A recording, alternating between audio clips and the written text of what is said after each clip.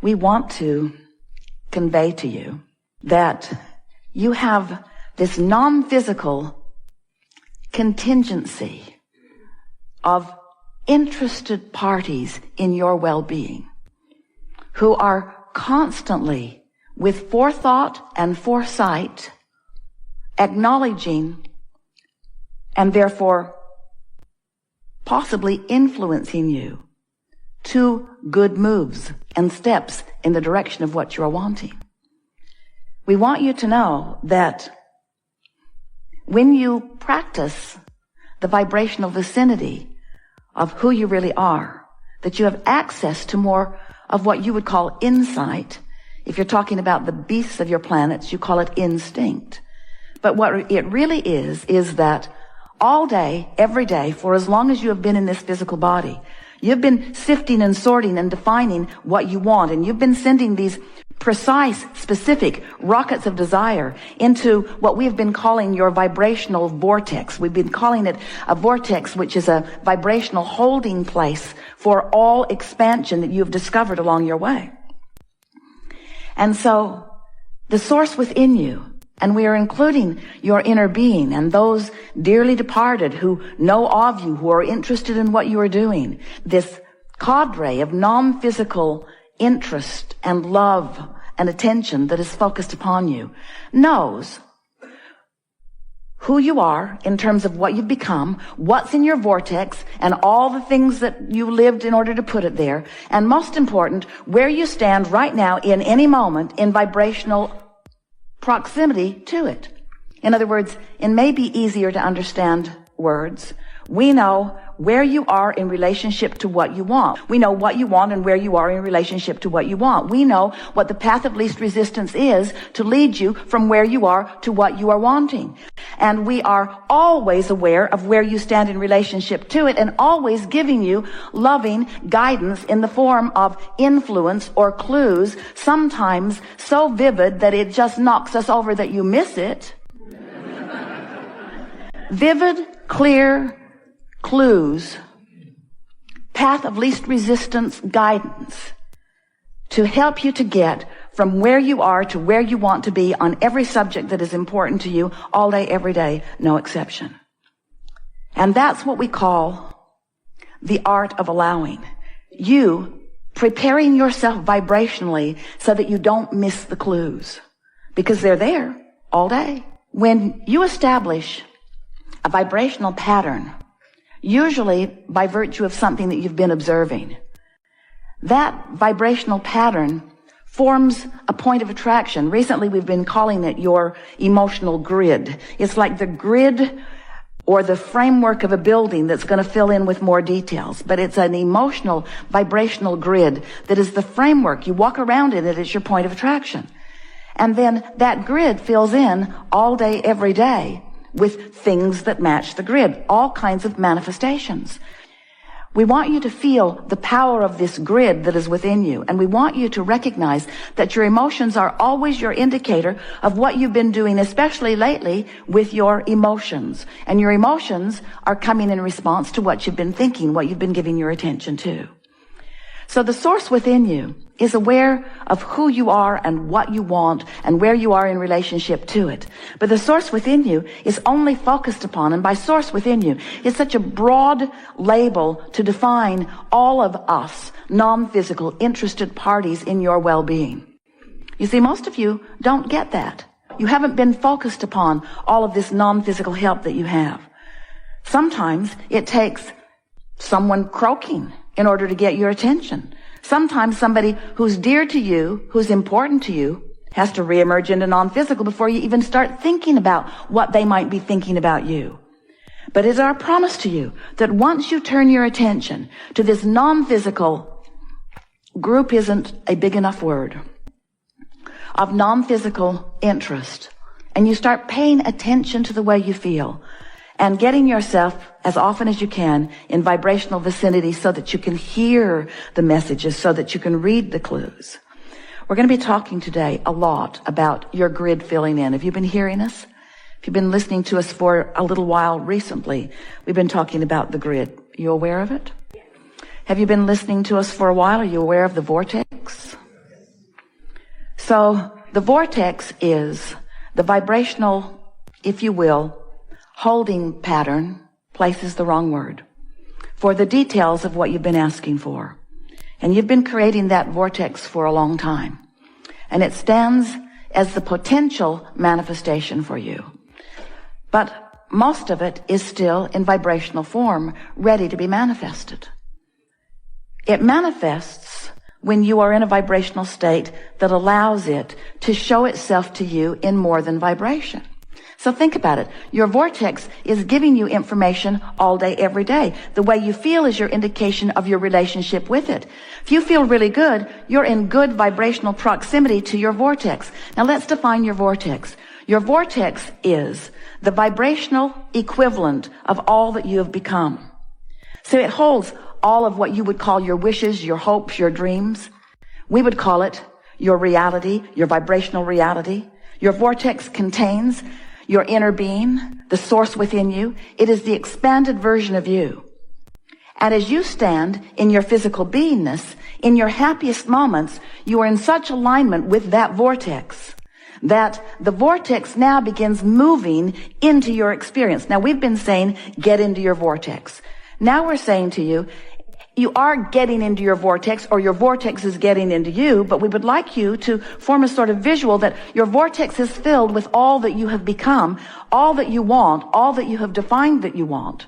And as you find vibrational alignment with that, then you create a vibrational nucleus. You provide a vibrational environment. You cause yourself to be a vibrational grid that allows those details then to manifest in your experience. And the first manifestation is one of emotion. It's a feeling thing. It's that general thing that we are calling emotion. Emotion is about as general as it gets. Because in emotion, you're feeling, have you ever felt something so powerfully and you want so much to convey what you're feeling to another with clarity enough that they can hear it and understand it, but you just can't find the words, but you really know how you feel. You know so clearly how you feel. You just can't put it into words. Well, we don't want you to try so hard to put it into words. Just rest with the general feeling, because as you rest with that general feeling, more will fill in. Then words will begin to come. And then ideas will begin to come. And then rendezvous will begin to come. Everything that happens in your experience is a rendezvousing with something experience. We just want to point out to you in this art of allowing environment that if you will put more emphasis upon the one thing that you have control over, and that is your personal relationship with your vortex, and if you are consciously aware of the contents of the vortex, and you are consciously aware of the power of the grid, now you've got everything that you need to put it all together. Now, formerly, we've been telling you the same thing for a while, just not in that easy to understand format. We've been saying to you that there are 3 steps to the process. Step 1 is ask. And life just through its contrast causes you to ask. And when you ask, you put it in the vortex, put it in the vortex, put it in the vortex, put it in the vortex, put it in the vortex. Step 2 is source answers. Well, in this context of what we just said to you today, this vortex is this becoming place, environment of all that you've asked for. The source within you literally becomes the vibrational equivalent of what you've been asking for. The book that we wrote a few years ago said, ask and it is given. Today we say, ask and the vortex becomes it. Ask and the vortex becomes what you've asked for. Now the next step, and the question that the Ask book erupted within so many of you is, all right, so I've asked and you say you have given, but where is it? I will sort of kind of accept, Abraham, because you seem credible in some ways, that when I have asked, it has been given, but if it has been given, where is it? And please don't tell me it's in the vortex. It's in the vortex. It's in the vortex, but the question is, how do you get it out of the vortex and into your experience? So we've been saying step 3 is, you got to get in the vortex. Step 3 is, you have to allow it, but we're giving you a clear way of defining that. Now we're saying to you, and you can hear this, can't you? That you have a vibrational grid going on all the time. You have this grid going on. In fact, you've got a grid about money. You've got a grid about lovers. You've got a grid about employers. You've got a grid about employees. You've got a grid about people in traffic. You have opinions that have caused you to form grids about just about everything in the world. And your grids in any moment in time are stacking up and equaling your point of attraction. So you're walking around with, we love you very much. You know what's coming after that, don't you? You're walking around with sloppy grids. You're walking around with a grid that has been inspired by that experience and a grid that has been inspired by that experience. So you've got all of these reactionary grids going on that are then affecting your relationship with your vortex. And so we want you to stop reacting so much to what's going on. You may have, if you've been listening to us for a while, and some of you have, you may remember us saying to you that most people offer most of their vibration in response to what they're observing. So you're out there observing stuff and creating a grid. And your human, logical mind wants to say, well, Abraham, there are all of these truths that I am aware of.